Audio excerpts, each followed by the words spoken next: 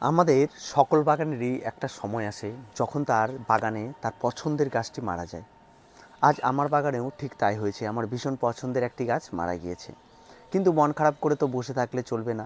আবার সেই জায়গাটিতে আবার নতুন করে একটা প্রাণ ফিরিয়ে দিতে হবে, আবার নতুন করে সেখানেই সবুজ লাগিয়ে দিতে হবে। আবার সেই টবটির দিকে আমি আবার তাকিয়ে আবার জল দেবো, সার দেবো, সমস্ত কিছু দেবো। আপনাদের ছাদ বাগানে হয়তো এমনটা অনেক সময় হয়ে থাকে। তারপর আপনারা সেই সমস্ত টবের দিকে আর ফিরিয়েই তাকান না, আবার হতাশ হয়ে যান যে আর গাছ আমার দ্বারা হবে না। কিন্তু না, গাছ আপনার দ্বারাই হবে। আজকের এই ভিডিওটি সম্পূর্ণ আপনার জন্য। সেই পুরনো টবে কিভাবে আবার নতুন করে গাছ লাগালে সম্পূর্ণরূপে আবার সেই গাছটিও সুস্থভাবে বেঁচে থাকবে। তো চলুন পুরো ভিডিওটি স্ক্রিপ্ট না করে দেখতে থাকুন। সবার প্রথমে টবটি থেকে আপনাকে সেই চারা গাছটিকে তুলে ফেলতে হবে। দেখলেই বুঝতে পারছেন সম্পূর্ণ মৃত একটি গাছ। এবার আমাদের এই টবের সমস্ত মাটিটিকে আমাদের ফেলে দিতে হবে। তার জন্য আমি একটা পাত্র নিয়ে নিয়েছি। পাত্রের মধ্যে এই টবের যে মাটিটি রয়েছে তার সমস্ত মাটিটি আপনাকে সুন্দরভাবে পরিষ্কার করে বের করে ফেলতে হবে, এবং সেটাই কিন্তু একদম সম্পূর্ণভাবে পরিষ্কার পরিচ্ছন্ন করে ফেলতে হবে মাটিটি। আর এই যে এই পুরনো রুটগুলি রয়েছে এগুলি যেন একদম না থাকে এই পুরনো মাটির মধ্যে, সেই জন্য সেগুলিকে পরিষ্কার পরিচ্ছন্ন আপনাকে করে দিতে হবে। খুব ভালো করে পরিষ্কার করে দিতে হবে। এবার আপনাকে যেটা করতে হবে সেটা এই যে টবটি রয়েছে এই টবটিকে পরিষ্কার করে ভালো করে ধুয়ে নিতে হবে। ঠিক এইরকম পরিষ্কার করে নিতে হবে টবটিকে। একদম যে পরিষ্কার করে ধুয়ে মুছে একদম চকচকা করে নিতে হবে এমনটা না করলেও চলবে, একটু আধটু লেগে থাকলে কোনো ব্যাপার নেই। এটা পরিষ্কার করে এই কারণেই নেওয়া হয় যে টবের মাটিতে যেটুকু পুরনো মাটি ছিল তার মধ্যে যেন কোনো রকম ফাঙ্গাল বা কোনো কিছু না থাকে, সেই দিকটা একটু খেয়াল রাখার জন্য। আর বাকিটা সব কিছু ঠিকঠাক আছে। এবার আমরা চলে আসি মাটিটিকে আমরা কি করব। এই যে পুরনো মাটিটা ছিল এই মাটির মধ্যে আমার ছিল 50% মাটি, 30% বালি আর 20% কম্পোস্ট। এই দিয়ে আমি ইনডোর প্ল্যান্টটাকে লাগিয়েছিলাম। যেহেতু এটা ছিল একটা নতুন এবং সম্পূর্ণ ভেরিগেটেড স্যাকুলেন্টের একটা ভ্যারাইটি, তো তার জন্য আমার মিডিয়াটা এরকম ছিল। তো এখন আমি যেটা লাগাবো সেটাও এই একই স্যাকুলেন্ট ভ্যারাইটিরই একটি গাছ লাগাবো। তবে গাছটি কেমন দেখতে হবে জানি না, আর আপনাদের পছন্দ হবে কিনা গাছটি। তো গাছটিও বেশ ভালো দেখতে। তো গাছের নাম আমি এখনই বলছি না।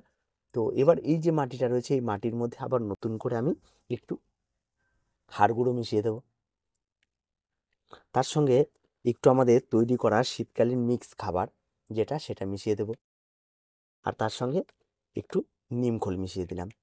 তবে এখনই আমি এর মধ্যে ভার্মি কম্পোস্ট কম দিচ্ছি, ইউজ করছি না, বা পাতা পচা ইউজ করছি না, কারণ এটা আমি পরে ব্যবহার করতে পারবো।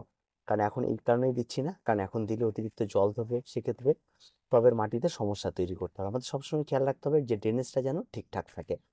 এবার মাটি তৈরি কমপ্লিট হয়ে গেলে সেই পুরোনো টবের মধ্যে আবার আপনাকে নতুন করে মাটিটিকে ভর্তি করতে হবে। তো টবে মাটি ভর্তি করার সময় একটা জিনিস খেয়াল রাখবেন, টবের নিচে যে ছিদ্রগুলো রয়েছে সেগুলি নতুন করে আবার নিচের দিকে ঘেঁস বা কোনো কিছু দিয়ে ড্রেনেজটাকে ওকে রাখার দরকার নেই। যে মাটি রয়েছে তাতে এমনিতেই কিন্তু অনায়াসেই কিন্তু এখান থেকে ড্রেনেজ হবে। তাই আমি এটা দিয়ে আবার নতুন করে সম্পূর্ণ ভর্তি করে দিচ্ছি। সম্পূর্ণ টব আগেই ভর্তি করবেন না। এবার চলে আসি চারাতে। এবার আমি চারা নিয়ে আসি যে কোন চারা লাগাবো, কারণ আমার এখানে মোটামুটিভাবে অনেক চারাই রেডি করা থাকে। এবার দেখে নিই কোন চারাটা লাগানো যায়।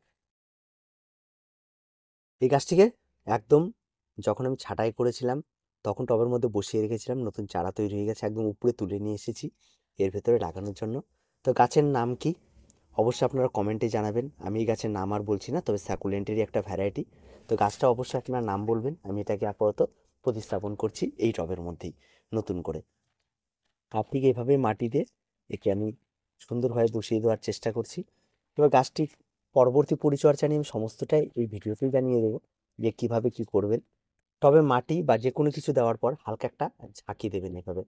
তাতে কী হয়, মাটিটা সম্পূর্ণরূপে নিচে বসে যায় এবং চারা গাছটির গোড়াটা একটু শক্ত হয়ে যায়। তবে কখনোই অতিরিক্ত এই আঙ্গুল দিয়ে এই ভেতরের দিকে চাপ দেবেন না, তাতে কিন্তু সেক্ষেত্রে গাছ কিন্তু নষ্ট হতে পারে।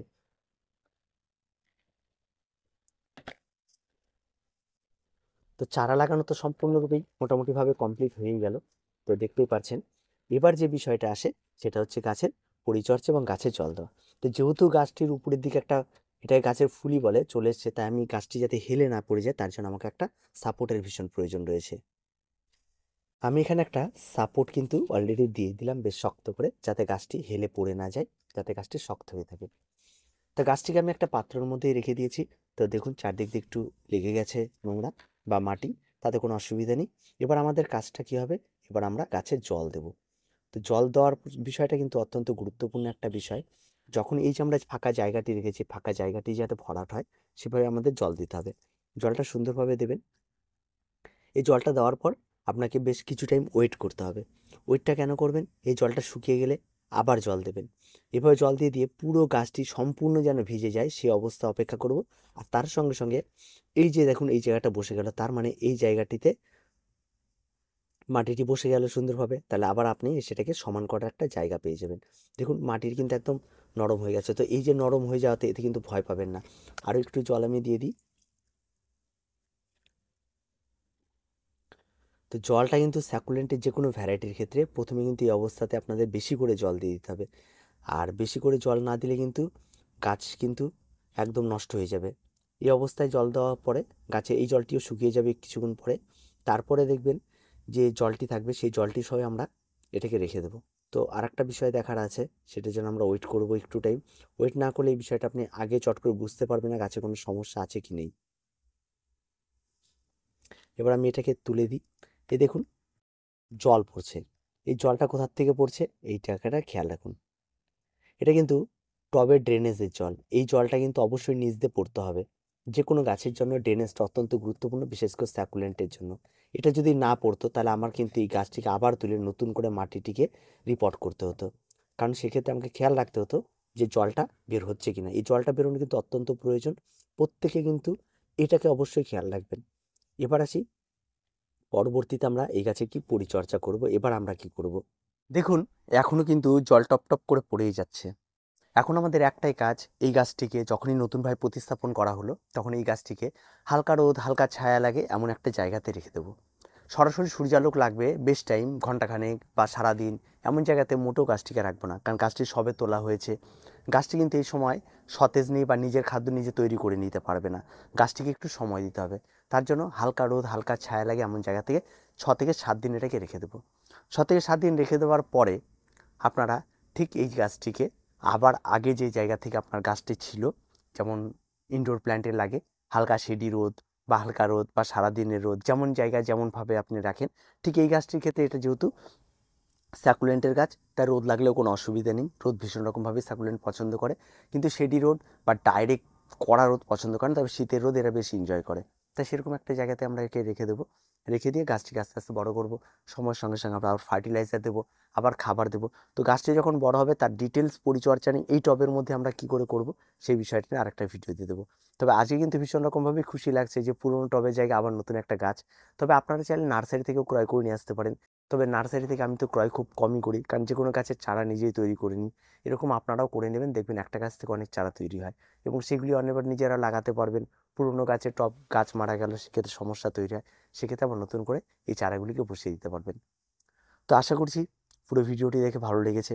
তবে গাছের নামটা কি অবশ্যই কমেন্ট বক্সে কমেন্ট করে জানান। আর বাকি ভিডিও তো রয়েছেই, আর আপনাদের সঙ্গে যদি এমন কিছু ঘটে থাকে তাহলে সেটা অবশ্যই কমেন্ট বক্সে লিখে দেন।